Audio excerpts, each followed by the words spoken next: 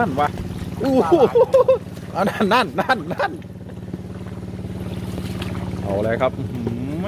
โอ้ยครับนี่รุ่น2 โลอัพเลยโอ้โหแต่ละคนครับมันกันเลยทีเดียวครับโอ้ย2 จับแล้วครับผม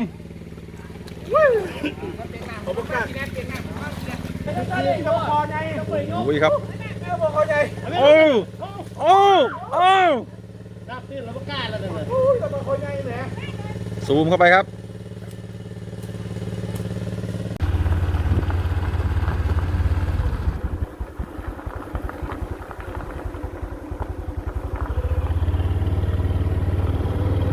สวัสดีครับผมเบาละอีสานบางมวนครับพี่น้องตอนนี้ทีมงานได้เหมาสานะครับเหมาสาสูบปลาครับพี่น้องติดเครื่องไว้แต่เมื่อคืนแล้วล่ะครับผมไปเบิ่งก่อนว่าหอดไซแล้วนะครับเหมาสาไว้ครับกินปีใหม่พี่น้องแหวกแนวครับมื้อนี้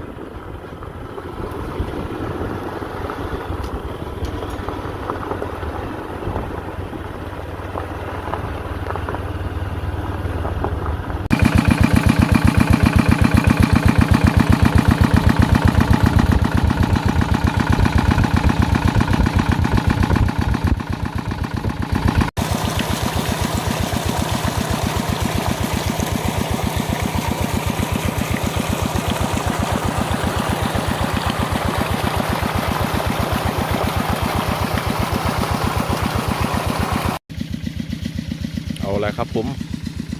นี่ครับสภาพน้องครับเยอะมาหลายพี่น้องน้ำเพราะว่ากระถิ่นสูบไปน้ำมืออื่นหมดแล้วครับถึงสิเก็บชมบรรยากาศไปก่อนครับน้ำแมงไหลครับตอนนี้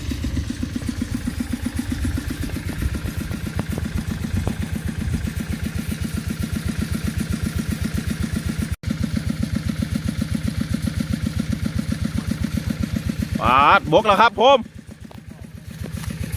มุดเศร้าน้ำอยู่ที่อยู่รอดรุ่นเบือนเศร้าแล้วครับจะสิรุดกันครับผมแรกจะปิดเครื่องไว้ป่ะนี่ราคาเท่าไหร่ตัวนี้เมาส์จะ1,000 ว่ะ2,500 ว่ะโอ้2,500ได้บ่เมาส์2,500เป็นป่ะบ่ได้2,500บ่ได้ฮะ2,500บ่ได้โอ้ซึกใหม่มากนี่เบาใหญ่นะครับพวกมึงพันสวยครับมันอื่นเก็บไปป่ะอื่นบ่ลื่นข้างขาวเต็มหนองไปย่ามเขาตึกแหนะคือ6 ตายเถอะป่ะเขาจะพิดเครื่องไว้กันป่ะพิดเครื่องไว้3 กลุ่มอื่นกับสูบอีก2 ตัวแล้วเก็บป้าปืนเสาเลยโอ้ยไปหลุดกันปืนครับผมลื่นครับพ่อพี่น้องไม้ธรรมชาติปลาบ่ได้เลี้ยงอาหารหรือว่าทานเมาสา2,500ก็พอถ่ายติดตามที่หลังมืออื่น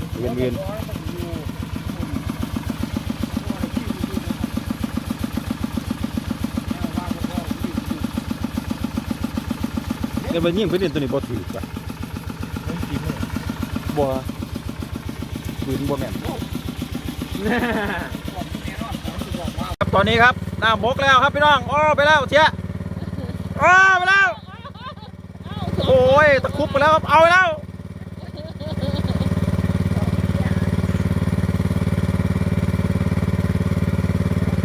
เอาถุงไปใส่เอา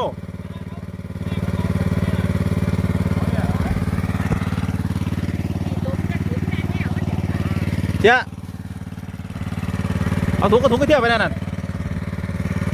โอ้เราต้องไปติดตามหน้างานครับโอ้ลืมใส่เกือบบูทมาลืมเกือบบูทเนี่ย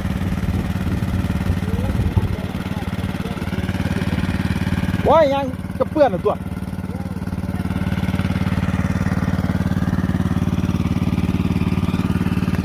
โอ้ย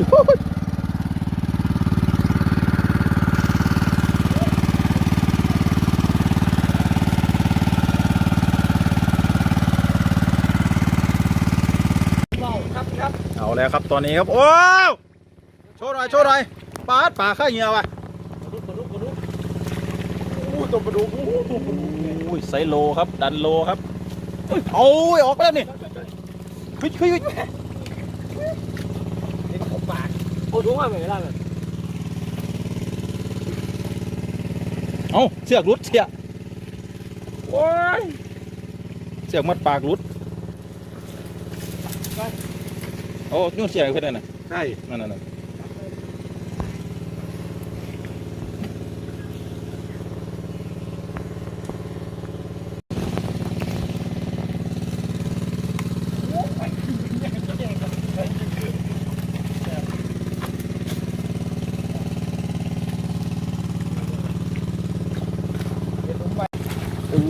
โอ้ยบอกแล้วรุ่นนี้มันหลายนี่แต่ยิ่งบ่ถืออะ โอ้ปลาดุกเนี่ยเอ้าดูแบบปลาคอปลาดุก นี่ตาย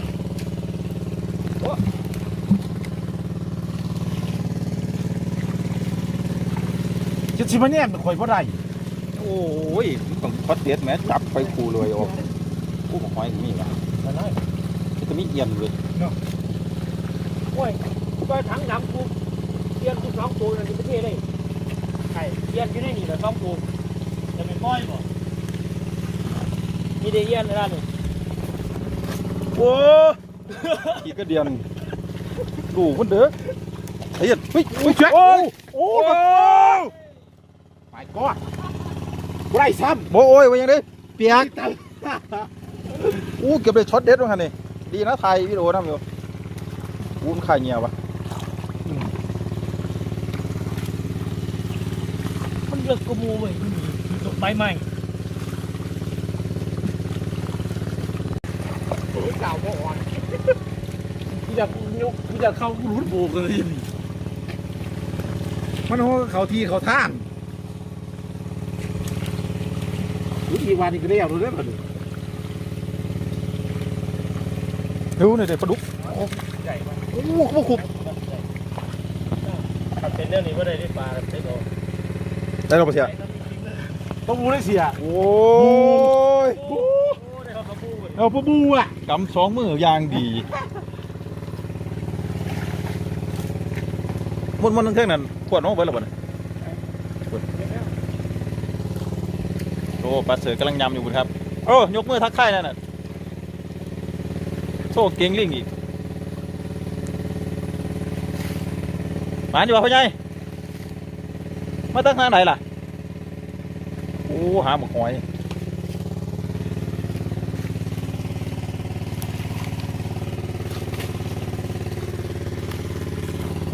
ซิวใช่ล่ะโอ้ ขอแก่ครับขอแก่ โหคือท่านวะโอ้โหเอานั่นเอาเลยครับไม่รุ่นนี้รุ่นฟู่โชว์ได้เนี่ยรุ่นนี้ ต้องคอยเอาคืนด้วยเสียมัน เห็นแล้วป่ะ ไม่ต่อ โอ้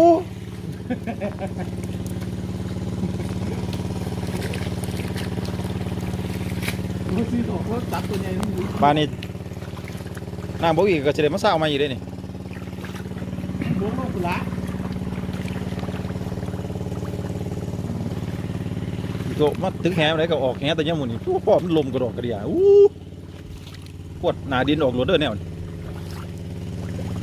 บ่ดีเลยขวดออกโอ้เพียกก็โตยปีบาทที่พวกนี้ มาแล้วมาดิมึง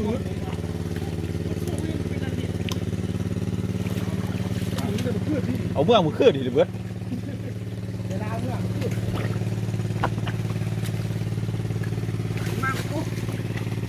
มาก็เลยสัตว์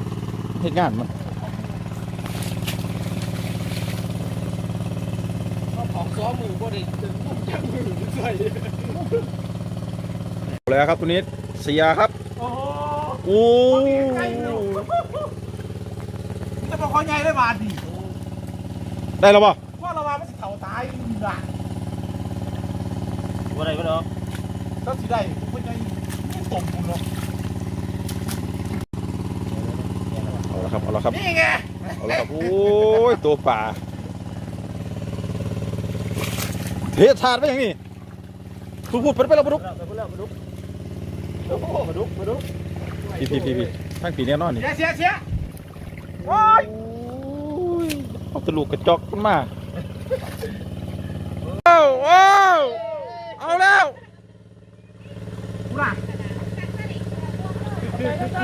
พอใจ อุ้ยครับ พอใจ โอ้ รับตื้นแล้วก็กล้าแล้วเลยโอ้ยแต่พอใจแหละ ซูมเข้าไปครับออกจากสายมาเนี่ย นี่แล้ว อุ้ย ขวดเดี๋ยวต้องมาแค่เนาะ พี่มากวดพี่เจ้าเจอตัวเจ้าบอกคอยเราได้ช็อตเด็ด จับได้ก็โตโต้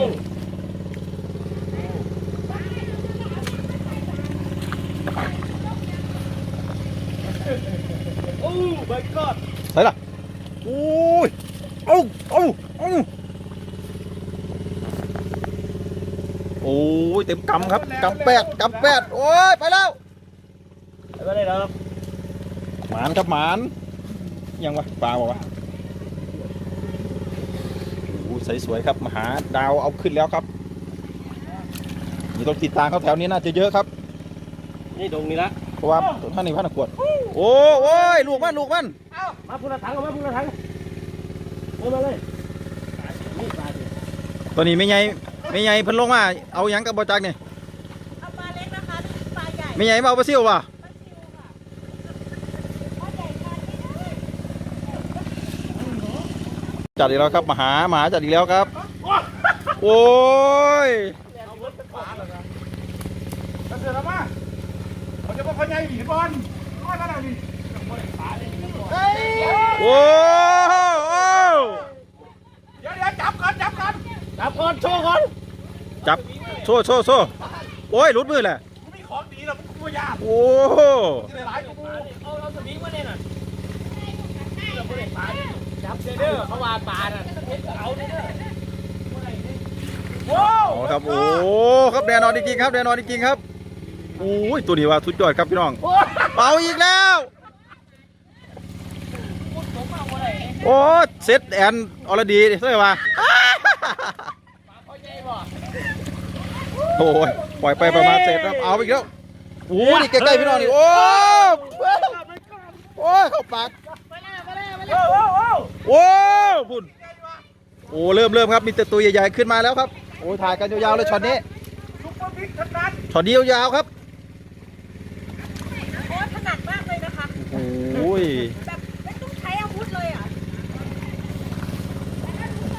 นี่มีกองหนุนมาอีกแล้วครับกองหนุนครับพ่อใหญ่แขวมาแล้วครับอุ้ยยังเห็นจูรูอยู่นั่นน่ะ คือเมื่อวาน มันอยู่ข้างเย็บปืนน่ะเฮ็ดคูรูอยู่น่ะ เดี๋ยวลงไปเอาถังสีเนี่ยลงถังสีอยู่หน้าน่ะนี่ว่าโอ้แม่สองอัน ได้แล้วบ่บ่สิถือกล้องค่อย เพราะว่าตั้งแต่ในที่เจอพูด โอ้ดิห้าหนูขวดอยู่ด้วยนี่ดาว ไปแล้วมา โอ้ยช็อตเด็ดข่อยอีกอ่ะ ป้ามันจับดีแต่ปลาคอได้ไหมใช่แล้วเกิดพูดไปจับมือเดียวเท่านี้ ใส่เสียใส่โอ้ยกแง่ เอาตะต่อยเลย โอ้ยครับนี่รุ่น2 โลอัพเลยโอ้โหแต่ละคนครับ มันกันเลยทีเดียวครับโอ้ย2 จับแล้วครับผมเปิดปลาข้อเท่าครับ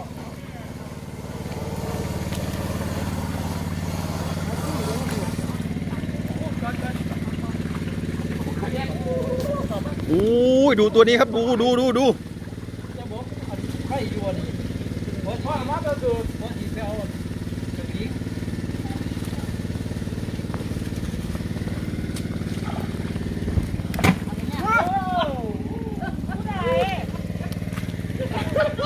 ้ใดอ่ะ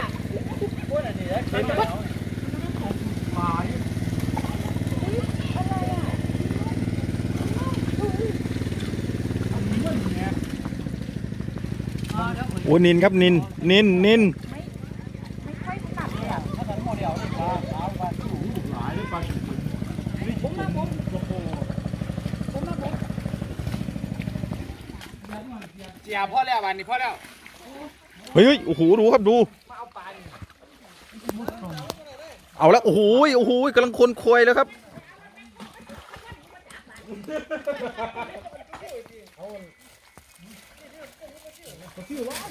อันนี้คือปลาเนื้ออ่อนนะ มันเป็นกับแก้มแยกไว้ ครับเหตุผลน่าฟังนะครับ เดี๋ยวจะโยนลงมาเลยโยนลงมาเดี๋ยวจบขึ้นผู้ใดถ้าบอกไว้ขึ้นผู้ใดอยู่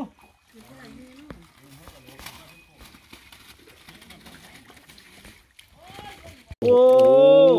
ยมาแอบอยู่ตรงนี้เองครับโอ้โหรุ่นนี้ครับ กี่สายกี่ตัวใช้อยู่ โอ้โหท่านผู้ชมโอ้โหเออรุดแล้วเอ้าเสร็จโอ้ยนี่วิธีการจับปลาครับ จะไม่จับได้กันหรอกกันเนี่ย ไหน นั่นนี่ตรงนี้นั่งหลายนั่งอยู่ร้อยกว่าคนนั่งหลาย โอ้ยมาแอบเฮ็ดแอบแบบนอนแบบแอบอะ นอนคุณ แบบนิ่งๆเลยอะ เศร้ามากพ่อโอ้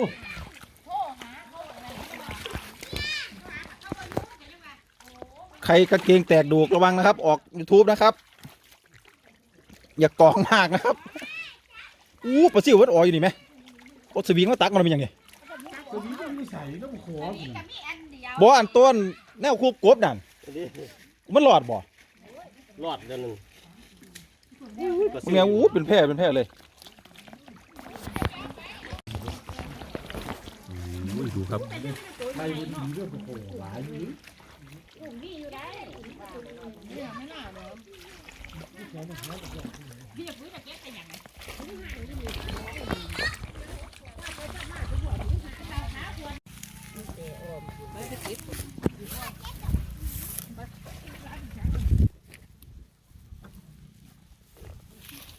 อาจารย์เทลงไง เทลงวันนี้ก็ได้อันถ้าเทียนกินน่ะ โอ้เทลงโหลดสีเงาก่อน หลาย เทกับเท โอ้ ก็มาจากคน เทกับเทพุทธเทลงกัน โหนะพี่ ไอ้หน้าพุทธดิอ้นเบิดเดี๋ยวบอกหอยน่ะโอ้ยถ่ายหอด เครื่องถังพอดี น้ำมันขึ้นไหลปลามันมีปลา เนาะ เทเอาฝางโหลดจานมันบ่นั่นบ่มีเสียงมาเด้อ ว่ามันจะไม่มีปลาปลาหลายปลานี่ บ่ฟู่บ้านกับฟู่นิดหน่อย มันมีดอกคือวันมึงมึงว่า ปลาใหญ่ฟู่นี่โอ้ไหลเขาอยู่เลยปาด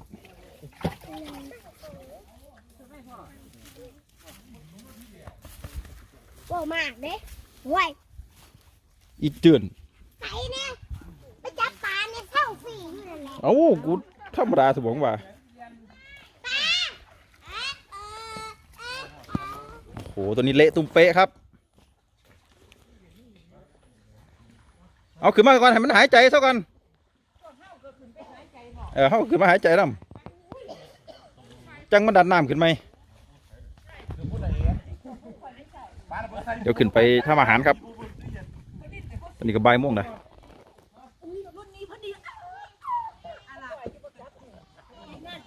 โอ้โห